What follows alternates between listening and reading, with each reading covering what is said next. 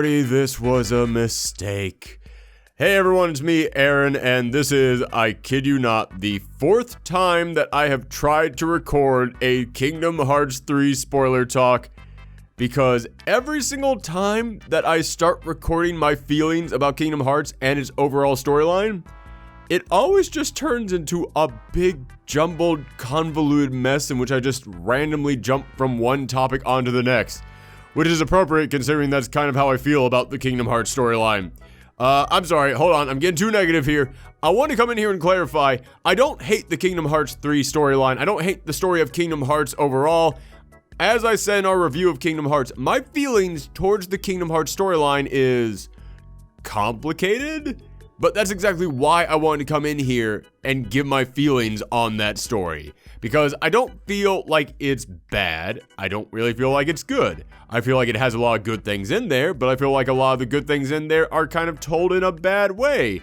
But I see so many people all around the internet saying, oh, the story of Kingdom Hearts, it's not that complicated, and it's a really good story as long as you just sit down and learn what the story is. I have sat down. I have learned what the story is. I still kind of feel like it's bogus to come in here and just say, oh, well, if you don't like the story of Kingdom Hearts, then it's just because you don't know what it is. I do know what it is. I have played several of the games that were not the main games, and the ones that I did not play through, I did look up all the videos online that talk about what the story is. I understand this story inside and out. Yeah, I still have a lot of problems with it, but I do think there are a lot of positives in here. So before we get into the spoilery stuff from Kingdom Hearts 3, I just want to go ahead and talk about kind of the issues that I have with the storyline of Kingdom Hearts. And a lot of that has to do with the fact that I feel like the story of Kingdom Hearts really was simple at one point. I feel like at its core, there is a good, solid, easy story that flows very well from one thing onto the next, but I feel like they were forced to keep padding stuff on there. Because one thing that you have to remember is that all those little mini games, all those little side games, quote unquote side games, because nothing is technically a side game in this franchise, all those games that were not part of the numbered Kingdom Hearts games, they contain massive bits of really important story elements in there, but none of them were planned. That's the thing that you have to remember about this. Aside from like say Chain of Memories and Birth by Sleep, all the other games in there were created because Tetsuya Nomura was going to be working on Final Fantasy 15, and because that thing got so delayed, and that's a whole conversation in and of itself, but because that got so delayed, Square Enix had to tell him, you're no longer working on Kingdom Hearts 3 until this is done. Everything must be focused on Final Fantasy 15. And that wasn't just Tetsuya Nomura, that was pretty much their entire staff that was working on Kingdom Hearts 3. So Kingdom Hearts 3 ended up getting delayed for a long period of time, but they didn't want anyone to forget about Kingdom Hearts 3. So that is the entire reason why many of those little smaller side games existed. They created them specifically so that they could keep Kingdom Hearts in people's mind until Kingdom Hearts 3 was ready. And have you ever wanted to write a story? So you had that story in your head, but you kept delaying and putting off actually putting it down on paper, and you just kept building it in your head more and more and more until finally there came the day that you did decide to put it down on paper. And at that point, you had added so much onto the original story that you had created that now it was this massive, bloated, just incredibly complex thing with so many side parts that really didn't matter and weren't needed at all to the core storyline. I know that I've done that. There are several stories that I've always wanted to write, and by the time that I finally wrote them years after I originally thought about them, I looked at it and went, oh my god, that's not even close to the original thing that I created, and the original thing that I created was probably better because it was so much simpler than what I put down here. That's what I feel kind of happened to the Kingdom Hearts storyline, because when you look at the overall Kingdom Hearts storyline, it's not that complicated. Up until you hit Dream Drop Distance. Up until you hit that last game right before Kingdom Hearts 3, it was starting to get complicated. when you start getting into like all the mobile game stuff, when you get into the real deep backstory of the Keyblade Wars, which is important information, but then they add in there's so many other things that's like, well, that's never really going to matter. Oh my goodness, that ended up mattering. Okay, I guess I did need to know that stuff. But then you get a Dream Drop Distance and all of a sudden time travel is introduced. And not just time travel, but time travel that is required in order to create a brand new Organization 13 that is now the real Organization 13 that's basically attempting to do the thing that the other Organization 13 was going to do. And it really does kind of feel to me like, oh shoot, we've kind of delayed this thing for so long that we don't really have anything planned, because the thing that was going to originally happen has kind of already happened, except there's still other things that we wanted to happen that still need to happen. So we're kind of going to do that thing that we just did, but all over again. But now it's different because we have to just pull this concept completely out of our butts. I really do feel like if they just did not have the time traveling Organization 13, this story would have been far simpler. However, even if the story was far simpler, even if they didn't have that one last little thing that they added in there, they have the most complicated way of explaining these stories. Here is where I'm going to come to the defense of a lot of the people who say that the story is not that complicated. So many people come in here and say that the story just makes no sense and they can't understand it, when really it's not that hard to just lay it all out there and just go, oh, here it is from A to B to C to D. There you go. Okay, I get every single part of this. Granted, again, the time travel thing just kind of throw you off a little bit, but it is not that hard to understand everything about the Kingdom Hearts storyline. However, even when you understand the Kingdom Hearts storyline, the way that they tell that story in every single game does make it just feel so much more complicated than it has to be, because, okay, this is something I'm going to do throughout the rest of this video, so I go ahead and I apologize for it right now. But I have heard so many people compare Kingdom Hearts 3 to Avengers Endgame and Avengers Infinity War. I have heard so many people come in here and say, oh, well, of course going straight into Kingdom Hearts 3 is going to be confusing. That would be like if you skipped all the other Marvel movies and you just went right into Avengers Infinity War. You wouldn't understand any of that stuff. And here's the thing. On paper, I understand what people are saying about that. On paper, they are both the conclusions to giant, massive, epic stories that have been building for several years now, all leading up to this final moment. Yes, on paper, they feel like the same thing, but in execution, they are definitely not the same thing. Because in Infinity War, all you really need to know is there's this bad guy who's been collecting these powerful stones. All you really need to know about is the story of the stones. And then aside from that, as long as you know who these characters are, then you're fine.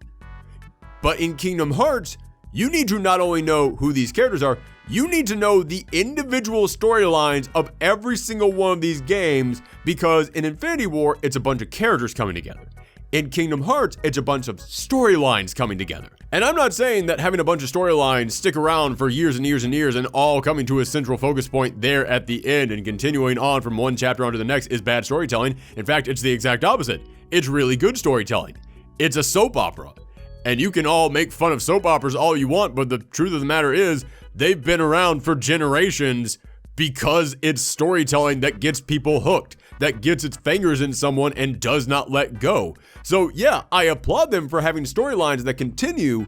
However, there's storylines where every single thing is important, and these games will not let you forget that every single thing is important. Again, going to the comparison of Kingdom Hearts 3 to the Marvel Cinematic Universe, you remember that moment in Infinity War where Steve Rogers sees Bucky for the first time after he has been freed of the mind control, and he comes up and he gives him that like pat, and it's like, oh man, these two guys, they're seeing each other again. Oh, these two old friends are reuniting.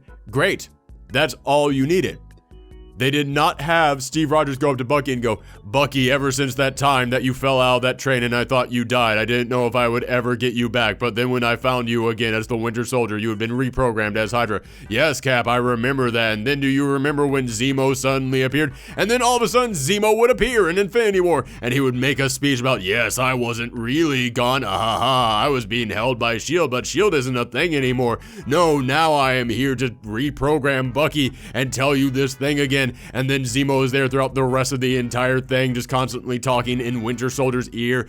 Yeah, they don't do that because they don't need to. They know that you, the audience, knows everything important about the relationship between Steve Rogers and Bucky. And that when they see each other, and they're like, hey, it's good to see you again, that's all you need. Because the audience knows why that is important. But in Kingdom Hearts 3, there came that moment when we were in the Monsters, Inc. world. And then all of a sudden, Vanitas shows up. And hey man, I was not expecting Vanitas to be part of the new Organization 13. I probably should have seen that coming, but I didn't. So I was legitimately surprised there. I was like, oh man, this is pretty cool that he is suddenly popping up here now. But he starts making this speech about how his heart resides in Ventus's heart, and that heart is inside of Sora's heart, so Sora needs to give that heart back to him, and now they need the power of darkness, and the darkness exists within Screams, and he just goes on and on about every single thing that is important about his backstory, and I know his backstory, and I still looked at it like, wait, what? That's my problem, at least problem number one, with the overall story of the Kingdom Hearts games. It's that they constantly feel the need to tell the audience the stuff that the audience should probably already know in great detail, and because they do that, it feels confusing. Even when you know what this stuff is, when they go on and on and on about the story elements of the previous games, yes, I know that those story elements are important, but there are way more succinct and quicker and easier ways to sum all of that up in a way that will not be confusing to new audiences, but will still give the old audiences everything that they need to remind them, ah yes, I know why that's important there, but they don't do that. They go on and on and on about all the story elements of the previous games, and because they keep doing that, it constantly makes it feel like this story is far more complex than it actually is, because they feel the need to keep summarizing a decade worth of storytelling every couple of minutes in here. As I said, it was in that moment with Vanitas that I realized that's the problem with how they tell the story in these games, because again, it would be like if all of a sudden Zemo from Civil War just suddenly appeared in Infinity War just to make a long speech about the backstory of Bucky and about all the stuff that happened in Sokovia, and then all of a sudden you got Ultron in there as some kind of a computer program who just started talking to them about, yes, do you remember when I was the one that first introduced you to Vibranium, and now Vibranium does all this stuff in Wakanda? Oh, but Wakanda was hidden. Isn't that right, Claw? I'm here too, and I'm Claw.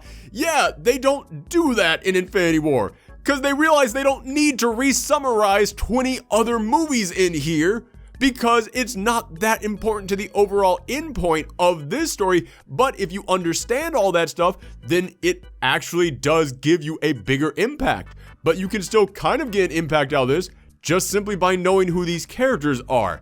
In Kingdom Hearts, they want to make sure that you know every single story element of the previous games. And in all fairness, the story elements of the previous games are more important in Kingdom Hearts than they are in the Marvel Cinematic Universe, because as I said, in Infinity War, the only real storyline that was continuing there was the storyline of Thanos going after these gems. Whereas in Kingdom Hearts 3, it was, Ventus being asleep, it was Aqua lost in the darkness. But again, they want to make sure that you don't just know those are things, they make sure that you know everything about the previous story elements. So again, I don't think, aside from the time travel thing, I don't think that the overall story of Kingdom Hearts is really that complicated. They just have a complicated way of explaining it all. They just need an editor.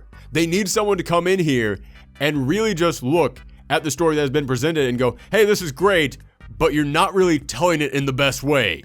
That's what Kingdom Hearts really reeks to me of. It really feels like Tetsuya Nomura, he's got this story and no one's allowed to interfere with him on it. No one is allowed to come in here and go, okay, I need to proofread this real quick.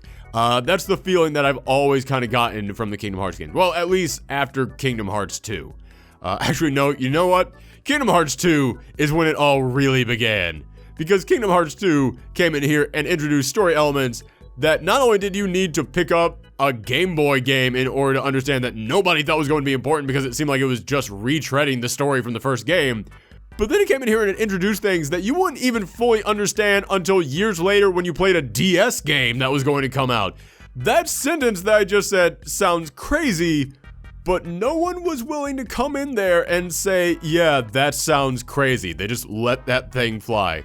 But as I said, problem number one that I have with the Kingdom Hearts storyline overall is just simply the fact that they feel the need to keep coming in here and re-explain the story over and over again, so it makes it sound so much more complicated than it actually is. The other problem that I have is that everything in Kingdom Hearts has to tie into everything else in Kingdom Hearts. Every little story beat has to somehow affect every single other little story beat. And I know that you might say, well, isn't that good writing when one bit of a story actually affects something else? Yes, that is good writing. But not when a decade's worth of story interacts with another decade's worth of storytelling in there. Again, let's compare this to the Marvel Cinematic Universe so that you can understand what I'm saying. The story in the Marvel Cinematic Universe is that they have been finding all these different gems, and when you know the backstory to how they found each of these gems, it makes Thanos collecting these gems have a bigger impact. It makes you look at it and go, oh man, remember that we had an entire movie about how we found this one gem and now Thanos has just gotten it that easily. Oh my goodness, I can't believe that one thing that was part of this storyline has now come into effect in this storyline, and oh, all the memories I have of that story are coming back. If the Marvel Cinematic Universe and if Infinity War had a story like Kingdom Hearts, then the story wouldn't just be Thanos has to collect these gems. The story would be that Thanos used the time gem to go back in time in order to have Bucky kill Tony Stark's parents, so that way he could then go to Wakanda to get the heart-shaped herb that would allow him to go into the spirit world, so then he could talk to the spirits of Tony Stark's dead parents so he could get them to build him the Tesseract, and then he could take that Tesseract and go back in time to find Odin and convince Odin to adopt Loki because he needed someone with giant blood in him in order to wield the Tesseract so he could now use him as a pawn in the present. That's how the story of Kingdom Hearts is. I literally just described to you several things that actually happen in the Marvel Cinematic Universe, but then I went back and I said, okay, all those things I just described, they now interact with each other. They now are directly resulting with one another. And it's not like dominoes. It's not like you click one over and it naturally goes on to the next one. It's like knocking over dominoes, then you reach down there, stop one domino from falling, go back, set up a brand new path for another domino that leads into a future domino. That's a very complex way of telling a story. So on the one hand, I don't think that the Kingdom Hearts storyline is all that complicated. They just have a complicated way of telling it. But then they take this pretty simple storyline, this storyline that is pretty easy to figure out, and then they demand that it be complicated. They demand that it come in here and become so much more than what it actually really is. And we were playing through Kingdom Hearts 3 on Twitch, and someone said in the comments, wow, if they ever made a Kingdom Hearts movie, it would absolutely flop because no one would understand it. And I said, no, it would do very well because someone would come in there on a movie and they would edit it. Someone would have to proofread that script. On a movie, they would not give Tetsuya Nomura 100% carte blanche to just tell whatever story he wants, and then they would sit back and be like, this is going to be absolutely fine and we're not going to interfere with this at all. No, they would come in there and they would go, this story doesn't make any sense, but if you remove this, this, and this, now it makes sense. And it doesn't really affect the story in any way, shape, or form. So we're gonna remove this, this, and this to make this story make sense. And again, I don't feel like a lot of that is Tetsuya Nomura's fault. I don't feel like this was the story that he originally had planned. I feel like because that game got delayed for so long and he was forced to keep making little side games, again, side games being in quotation marks, that it did end up just making the story far more complex than it actually needed to be over time. I feel like if Kingdom Hearts 3 had come out, 5 years ago and we had gotten just straight into that, I feel like it would have been far similar. Like, I feel like if we had gone from Kingdom Hearts 2 into Birth by Sleep, completely skipped all that stuff with Xeon and all that stuff in 358 over 2 days, and we skipped all the time travel stuff in there, and you basically just said, hey, because you have now destroyed Xehanort's heartless as nobody, he's reformed, he's made a new group of bad guys, you gotta go and stop those new group of bad guys once and for all. Oh, and you also have to rescue the people from Birth by Sleep. Done. That is a simple, easy to understand story, but because you now have like the digital Sora in there in the digital world, and you've got the ghost of past evil Roxas now in current day Roxas, and they have to go and interact with new time traveling Roxas in there, yeah, that's when this stuff gets way more complicated than it actually has to be. And what's sad is, considering where Kingdom Hearts 3 leaves off, and this is when we finally start to get into the actual spoiler talk about Kingdom Hearts 3, so I apologize for that long build-up, but we're about to get into it. But considering where Kingdom Hearts 3 leaves off, I don't think Tetsuya Nomura knows how to stop doing that at this point. Because at the end of Kingdom Hearts 3, you've gotten out, you have an endpoint, and I know a lot of people are going to say, well, they never said this was the ending. This was just the end of the Keyblade War. So now we're going on to the next chapter in this. And hey, man, if you love this franchise, then that is completely awesome. I am so glad that you get to have more stories in this thing that you absolutely love. However, at the end of this thing, Sora now finds himself in Tokyo from The World Ends With You, so from a completely different game franchise. That's now being crammed into this, so that's now part of this.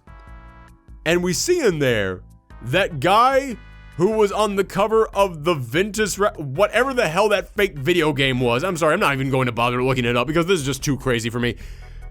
That guy who was in the fake video game they made for the Toy Story world, that was there almost entirely just to be a goof on the Final Fantasy franchise. Like, remember when that trailer came up and you looked at it and you're like, oh, they're making fun of themselves, that they made a fake parody trailer for the Final Fantasy games, and oh, isn't that funny? Oh, you guys, you do have a sense of humor about this. And then they come in here and reveal, no, we do not have a sense of humor about this because that is an actual real thing, and it's a very intricate, important part of the overall storyline, and it's going to be this massive new character who's going to play a huge role in the future of the Kingdom Hearts games. I repeat, the parody character that they created to poke fun at the Final Fantasy franchise is real, and he's going to be an important part of the rest of this franchise. I really think that we have now hit that point in which the people making these games, they don't know how to stop making really big jumbled storylines. They don't know how to tell something just, you know, simple and clean. That's the way I'd like to feel tonight when I play these games. But I will just say there is one bit of hope that I have for the future of the storytelling in the Kingdom Hearts games, which is that at the end of Kingdom Hearts 3, it really looks like they just said goodbye to the Disney stuff. Like, it looks like Mickey and Donald and Goofy, they all went back to their own world, and they're like, you know what, Sora's gonna be okay, because as Mickey can tell you, when someone gets lost into some weird new dimension, you can totally just say they're fine for a decade. Nothing's gonna happen to them.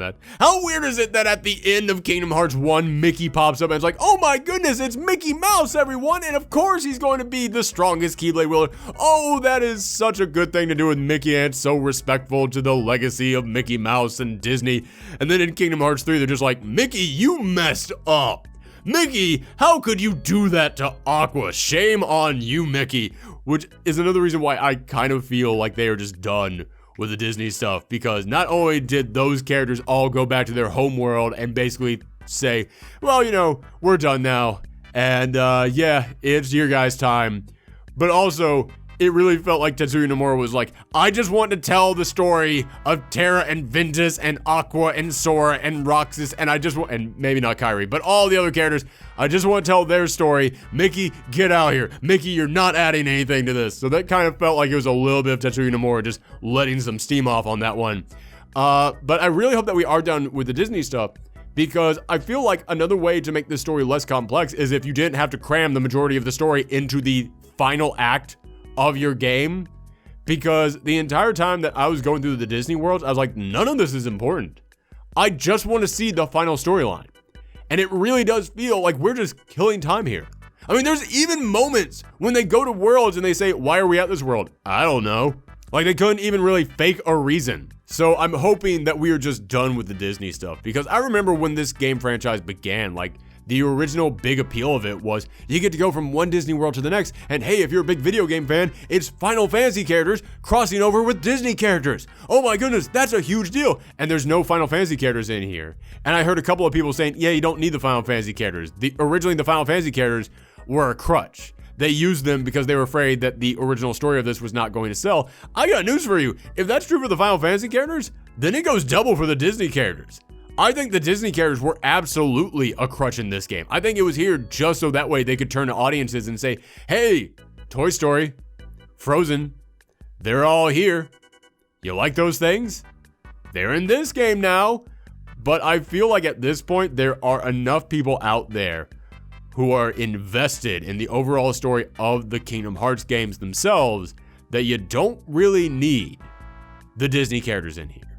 And in all honesty, it's probably a smart move for Disney to just back off from this thing.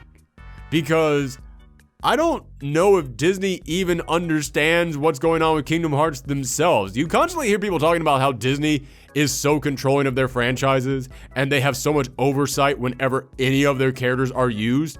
But then you look at Kingdom Hearts and at its story, and you know no one from Disney signed off on that. You know no one from Disney looked at the story of Kingdom Hearts and they were just like, oh yeah, that's exactly what we want to do. And it's kind of a known secret that when it comes to video games, that's a huge blind spot for Disney.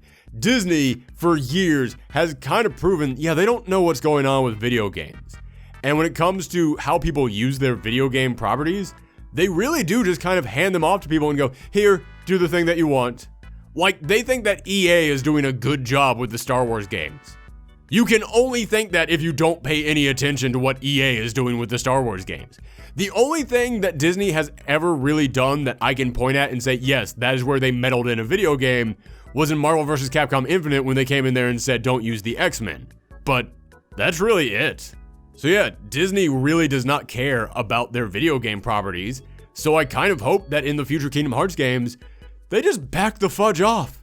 They just back up and just go, you know what, you guys, you got this whole Sora thing. Can we still make Sora and Riku action figures and stuff and make some money off that? We can? Cool. Awesome. You guys do whatever you want with it. I feel like that really would be the smart move. But in fact, if I'm being totally honest with you guys, I really don't want the Disney stuff to come back in this game, not just because I feel like it interferes with the big overall story that they're trying to tell in Kingdom Hearts, but also, hey man, I love crossovers. Crossover video games are my jam. And it was while I was playing this game that suddenly hit me, wow, Kingdom Hearts is kind of a bad crossover game. I mean, in the previous games, you've got all the big bad Disney villains coming together. That's cool. That is an awesome thing to do with a crossover.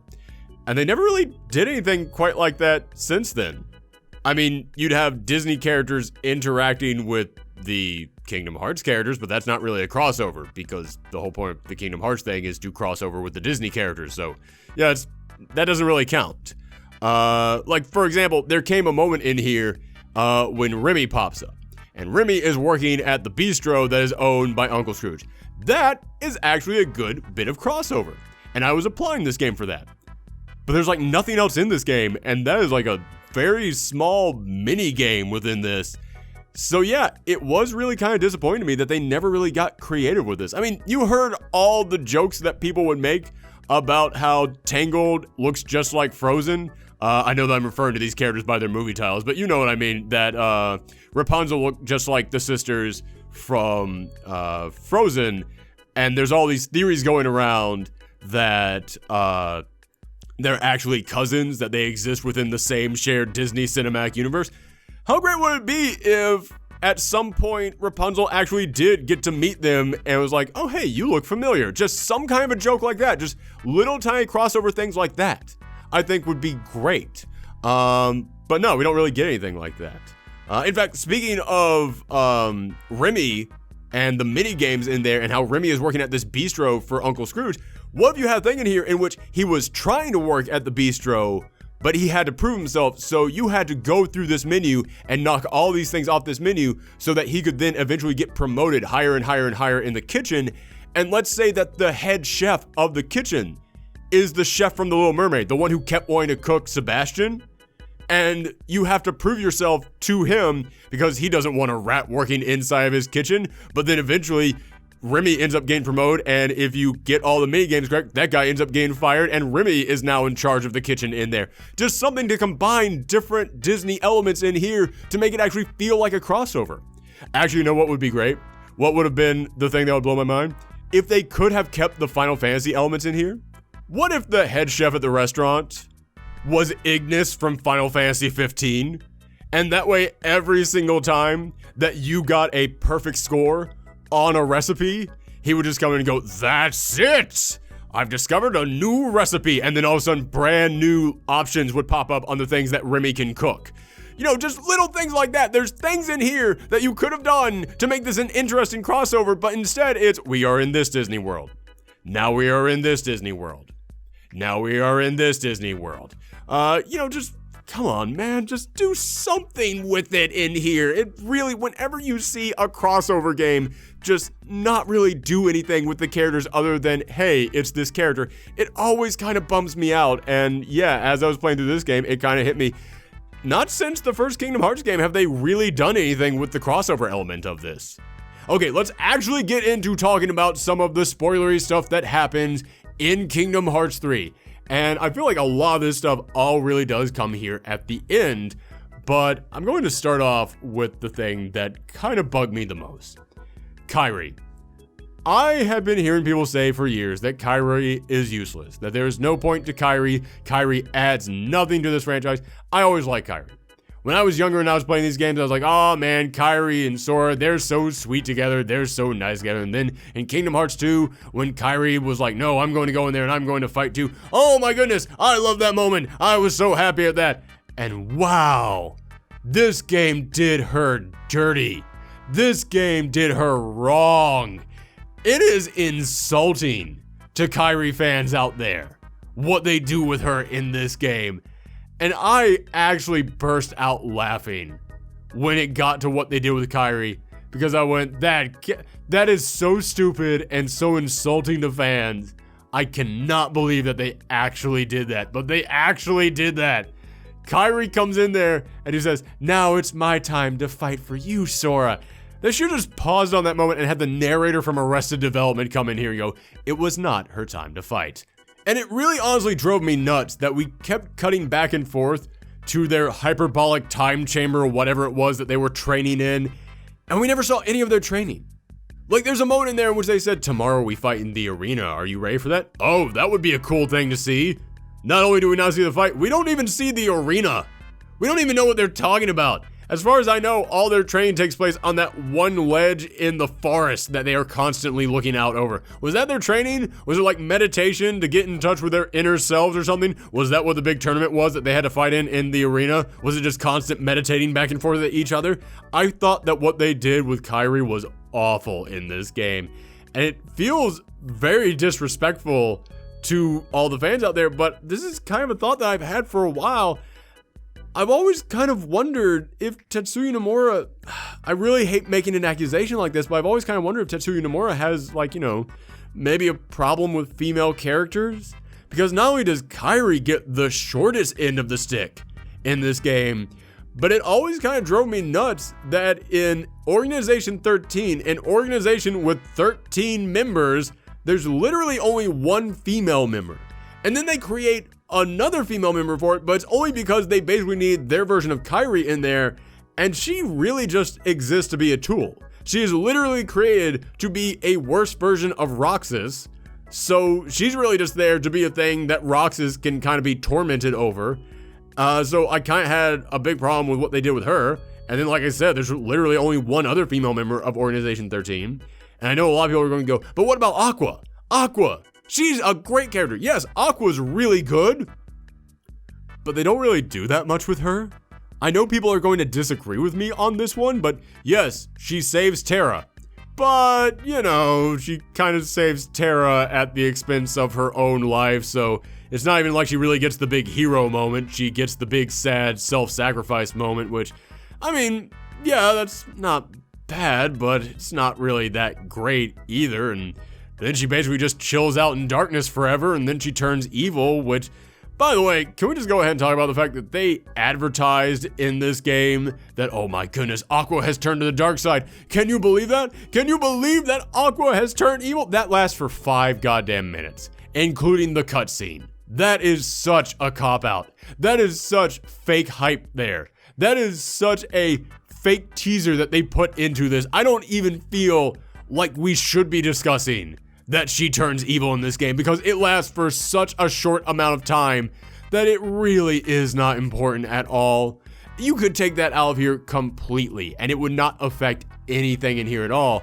But then after that, she goes to wake up Ventus, and then she has to fight Vanitas, and she does that thing where she says, no, I've been sitting on the sidelines long enough. It's time for me to fight, and then she needs rescuing. Then Vanitas ends up tricking her and blasts her in the back, and she needs rescuing. Yeah, man, I don't really think that this game franchise really has good female characters in it. I really don't. I apologize for that. Aqua is really cool in a lot of ways, but she never even really gets time to do anything that impressive in here. So yeah, I can't lie. When you've got over 20 freaking characters who are all very important to your overall storyline, yeah, it does kind of drive me a little bit nuts when all the female characters are pretty darn bad. Speaking of some of those members of Organization 13 over there, I don't know if this was a plotline that went nowhere. I don't know if this is something saved for a later game, but if it's saved for a later game, then why even bring it up in this one? And when on earth would you even go in there and do this in a later game, considering how their story's in? But there's that moment when Xemnas comes in and he picks out those 4 other members of Organization 13 and he says, did you ever wonder why I chose you for this? It's because of your latent Keyblade heritage. And when he said that, I went, oh my god, this is gonna be awesome. Those members of Organization 13 are going to have their own Keyblades? I mean, granted, that raises questions of why they even needed Roxas in the first place, but yes, now they're going to have their own Keyblades? That's a huge deal. I can't wait to see this. No, they don't get that. Oh, well then do their powers manifest in some other way? Not really. So they have Keyblade lineage in them, and that pays off in what way? None at all. They stopped the entire game to introduce a really cool idea in here. And that cool idea does literally nothing. At all. Period. And again, I know this is a franchise that loves to come in here and say, okay, well, we're gonna set this up for the next game, which don't even get me started on the black box and how they kept stopping over and over and over again to talk about that, and it has no payoff in this game at all. It's only there to set up the next game. But I kept thinking, okay, well, maybe they're setting that up for the next game. Maybe like, okay, in the next game, they're all going to have Keyblade powers. But they kind of die in this one. I mean, they don't die. They have their nobodies destroyed, which I guess means they then become their quote-unquote somebodies again. They refuse back into their original form. So maybe they're going to come back in their original forms and they're going to have Keyblades now, or they're going to have their Keyblade lineage pay off in some way. But I really get the feeling like they're done. I really get the feeling like they're not coming back. So yeah, I felt like that was a massive missed opportunity. I felt like they stopped to introduce a cool idea and they did nothing with that idea. Speaking of cool ideas that they do nothing with, we know that when a nobody and the heartless of that nobody are destroyed, they fuse back together into their original selves. And we know that there are several members of Organization 13, and they're all really big badass nobodies. Why has this game never once come in here and said, hey, this is the heartless of that nobody? Like, wouldn't that be like an awesome secret boss in here? Wouldn't that be an awesome, like, side quest where you have to go and find, scattered around each of the worlds, the heartless for those individual characters, and they would be their own unique 13 heartless side boss battles? I think that would be an amazing little side quest to put in here. Or just have something in there like that. But they don't. And I was asking the chat in Twitch, have they ever really talked about that? Has that ever come up? And someone just said, I guess it was just one of the random heartlesses that you fought in the world. So their nobodies are big badasses. Some of the strongest nobodies out there, but their heartless are just random, normal, regular heartless in the world. Could be any of them that you've slain across this entire game. Really? Again, doesn't that feel like a cool idea that is just sitting right there? It's just there on the table. You can come in here and take that anytime you want, but they don't.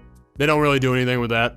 I mean, again, just think about Xemnas and Ansem and how those guys are two big, uber powerful bosses, and then you've got 12 other uber powerful nobody bosses. Where are there 12 other powerful heartless bosses? Yeah, I'm sorry. It's just one of those things that I cannot help but look at and go, that's a kick-ass idea that is sitting right on the table. Why aren't you taking it?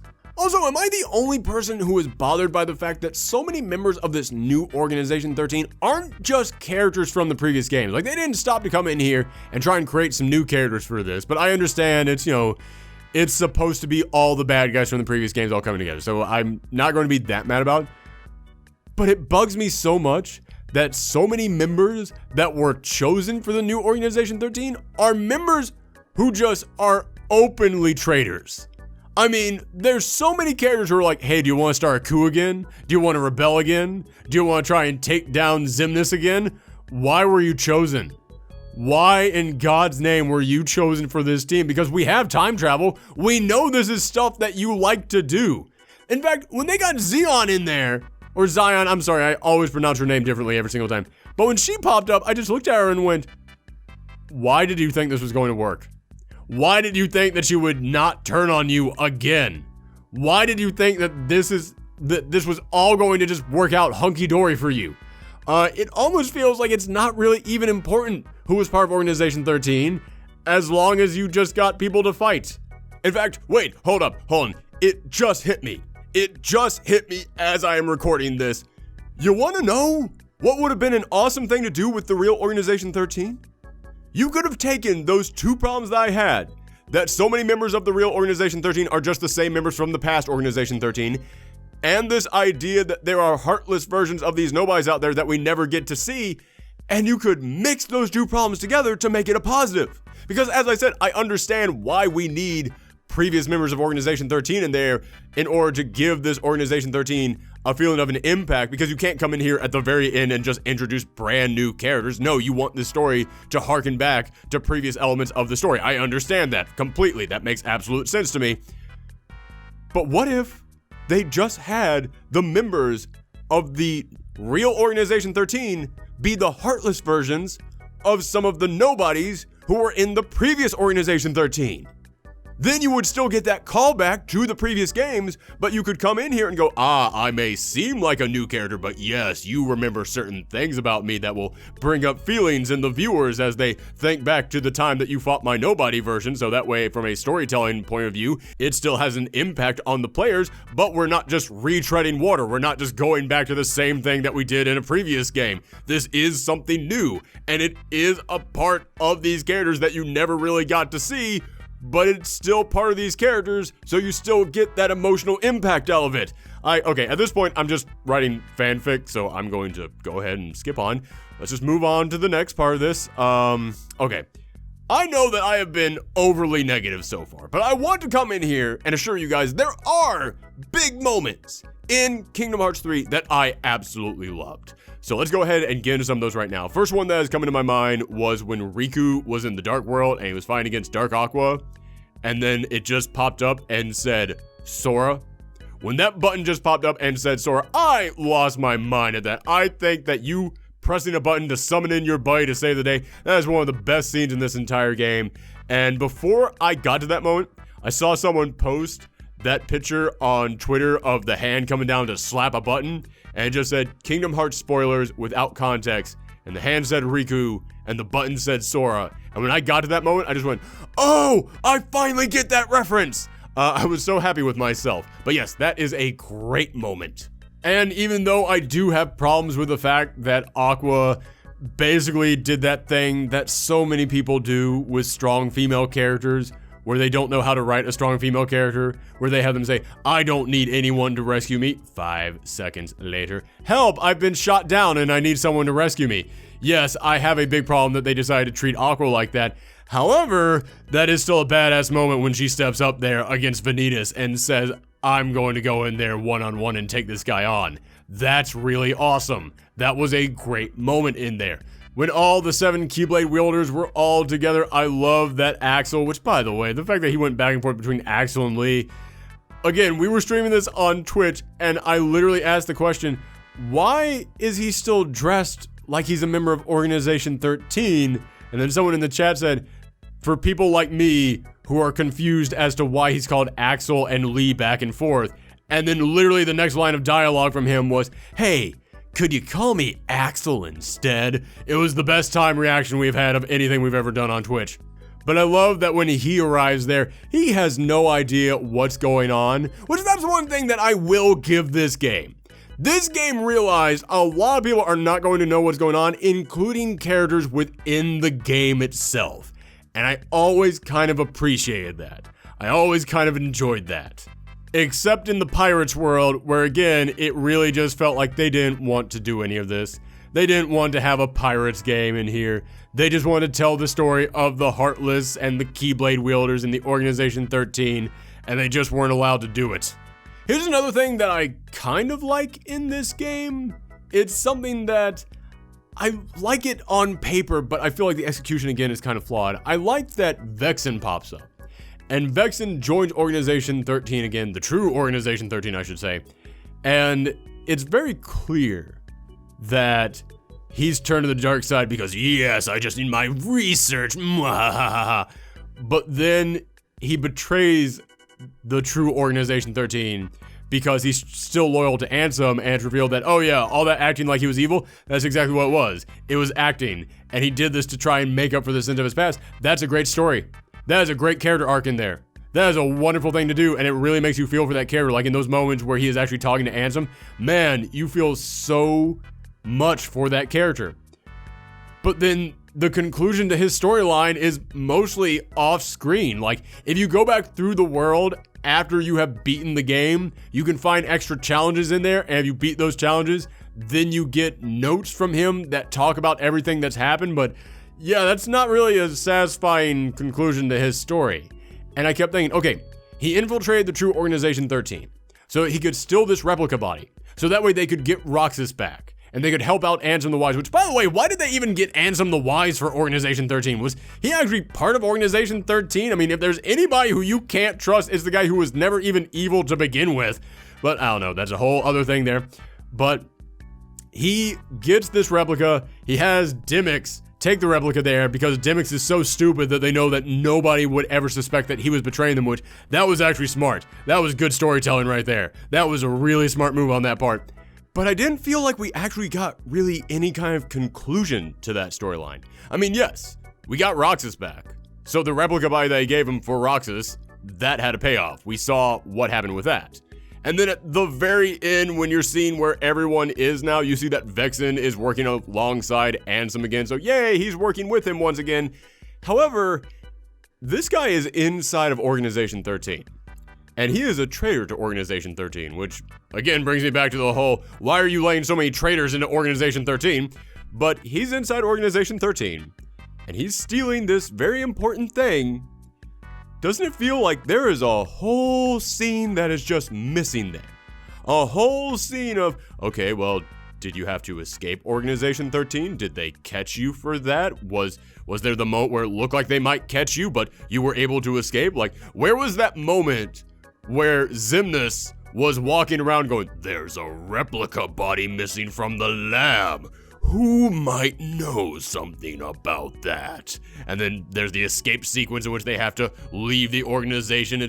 No, there's really nothing quite like that. I'm not saying you need a scene specifically like that, but it does feel like you stealing a replica body from the organization has consequences for you, and it really feels like we didn't see any consequences of it. And honestly, what it kind of reminded me of was how in Final Fantasy 15, there would be all those moments where your buddies would just split off and go and do their own thing.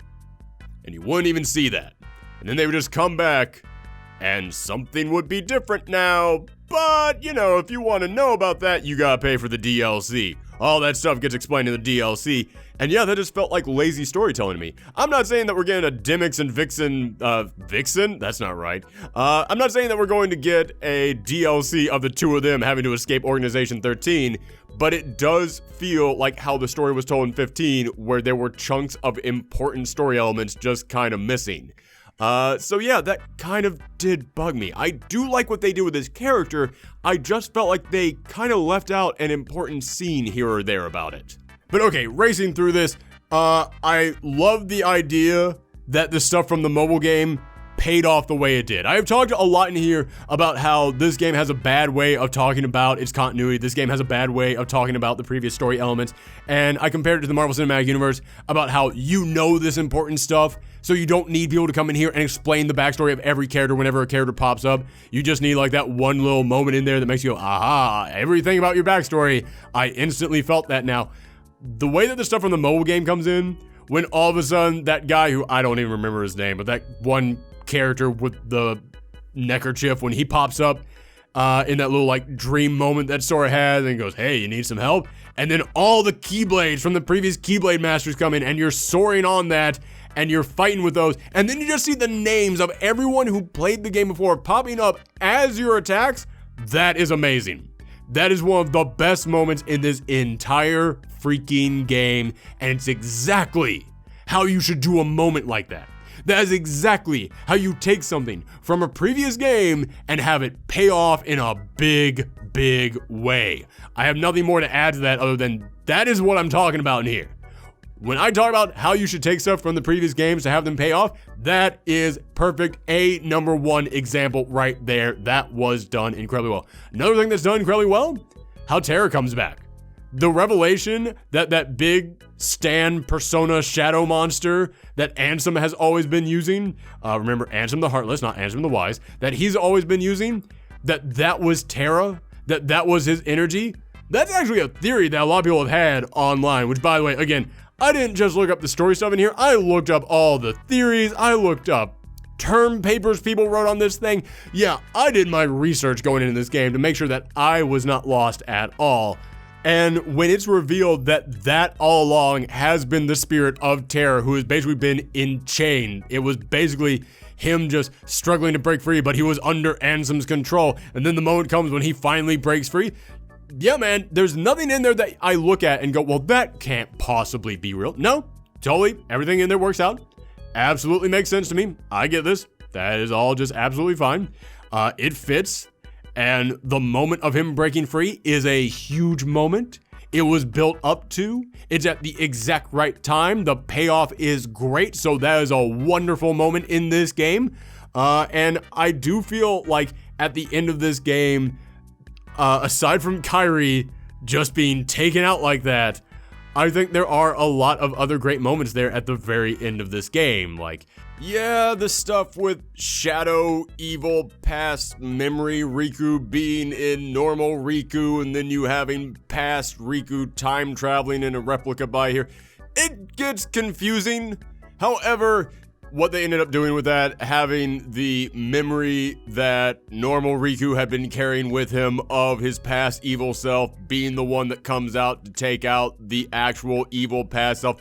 Goddamn, that is a confusing sentence that I just said. But they did that, and you know what? I thought it was pretty darn good. If you're gonna do something like that, that's exactly what you should do with that character. So I am totally fine with what they ended up doing with past evil Shadow Riku.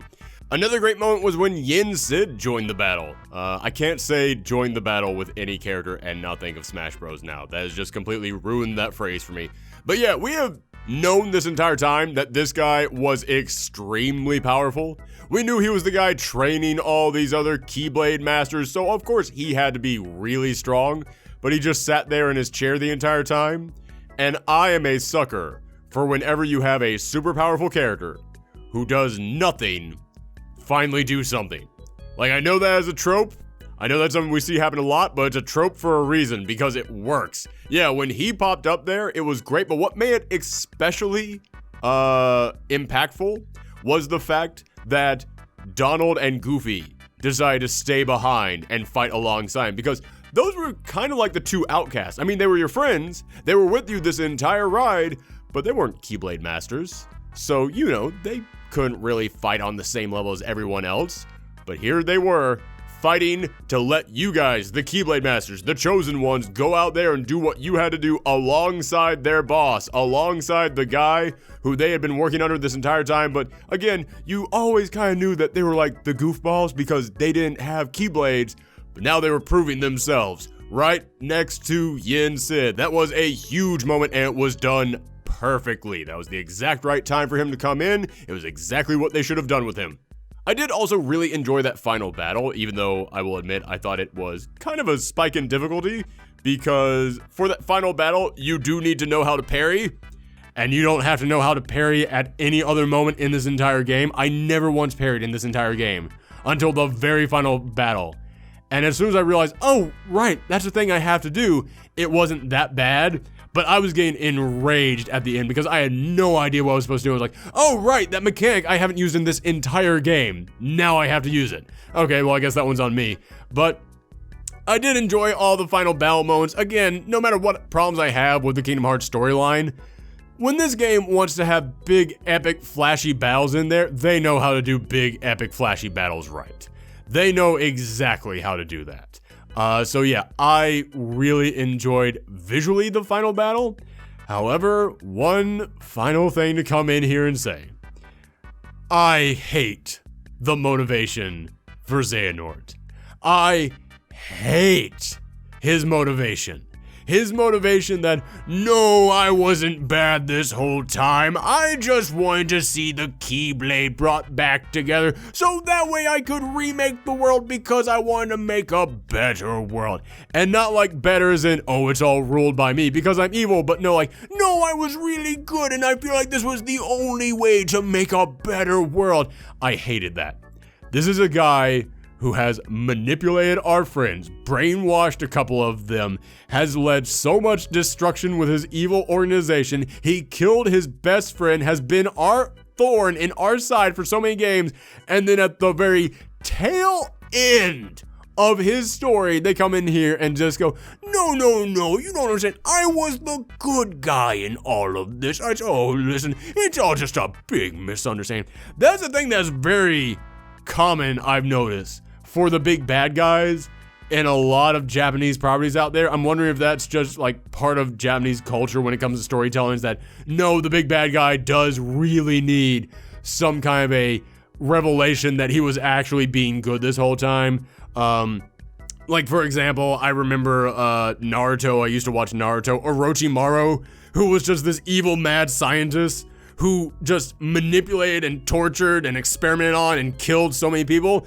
He eventually just kind of becomes good because he's like, oh, well, I guess my research is done. Well, okay, I guess I'm a good guy now all of a sudden. What? That doesn't, no, we can't be unlikely allies now. That makes no sense. Or Bleach. I used to watch Bleach all the time. And you have Aizen, who is this evil, heartless monster. He is just a ruthless piece of crap, just irredeemable on every level. Then at the very end, when they defeat him, Ichigo makes some kind of a speech about, you know, in that moment I could touch his heart, and I think the reason why he lost wasn't because of me, but because he wanted to lose, because really he just wanted a friend. He just wanted someone to care about him, and that's what all this was about. Go F yourself. Go fluff yourself. That is awful storytelling right there. You can't come in the 11th hour. Hell, not even the 11th hour. It's like 12:05 right now. It is well past this storyline being over with. And then come in and go, no, it was really them just caring too much. They just had a heart that was too big for themselves, and it just led them astray. Go F yourself. That is awful. So yeah, I hated how his storyline ended. That them trying to redeem him at the end was the laziest turn for that character possible. But that's it. Those are all my thoughts about the Kingdom Hearts storyline and about Kingdom Hearts 3. I'm sure there's other stuff in here that I will think of later, like, oh yeah, remember when Sora got Thanos snapped away? That was another thing that made me just laugh out loud. That's like, after everything we've been through, everyone is finally there, partying on the beach. Everyone is together. They're all having a good time. This is so wonderful. This is the perfect moment to go out. And then Sora just comes in. I don't feel so good, Kairi. Just blows away in a puff of smoke. Yeah, I laughed hysterically at that. Again, I know Thanos didn't actually snap him away, but the fact that Marvel is owned by Disney, so they could have Thanos pop up as a surprise villain in this and just snap those fingers and then Sora just fades away. It looked just like that. It just made me laugh hysterically, but again, just timing-wise. You come in here with the big happy, it's all over with, and then nope, he's gone.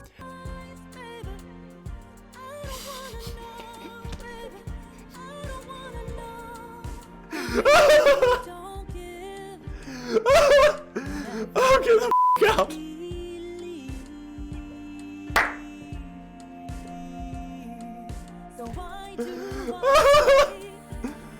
Oh my god.